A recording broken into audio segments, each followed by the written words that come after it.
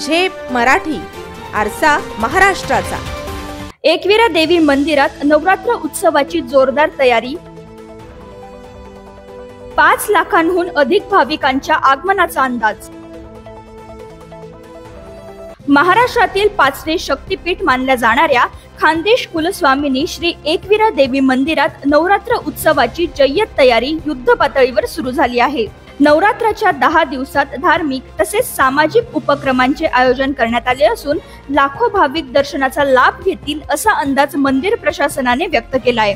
नवरात्र काळात भाविकांची वाढती गर्दी लक्षात घेऊन मंदिर प्रशासनाने सीसीटीव्ही कॅमेरे बसवले आहेत। यासोबतच पोलिसांचा कडेकोट बंदोबस्तही ठेवण्यात येणार आहे। उत्सवाची सांगता कोजागिरी पौर्णिमेला होणार असून या काळात 5 लाखांहून अधिक भाविक येण्याची शक्यता व्यक्त केली जात आहे।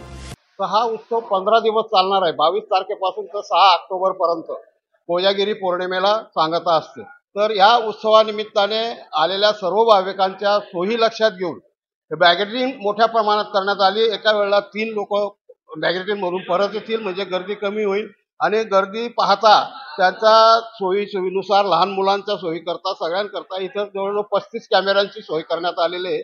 35 कॅमेऱ्याच्या नजरेमध्ये सगळा भाविक येणारा भाविक असेल आणि त्या रांगेतनं दर्शन घेण्याकरता आणि तरी याच्याही उपर आम्ही जाऊन 24 तास मंदिर हे उघडं ठेवणार आहोत। भाविकांच्या दर्शनाची सोय त्यांच्या 24 तासात केव्हाही येऊन दर्शन घेऊ शकतील म्हणून मंदिर हे 24 तास उघडं राहणार आहे। महाराष्ट्रासह मध्य प्रदेश आणि गुजरात या राज्यातून देखील भाविक श्री एकविरा देवीच्या दर्शनासाठी येत असतात। त्यामुळे एकविरा देवी मंदिर परिसरात व्यावसायिकांनी देखील आपली दुकाने थाटण्यास सुरुवात केली असून नवरात्र उत्सवाच्या निमित्त कोट्यवधी रुपयांची उलाढाल होणार असल्याचे वर्तवले जाते आहे। अशाच वेगळ्या आणि ताज्या बातम्यांसाठी पाहत रहा झेप मराठी, आरसा महाराष्ट्राचा।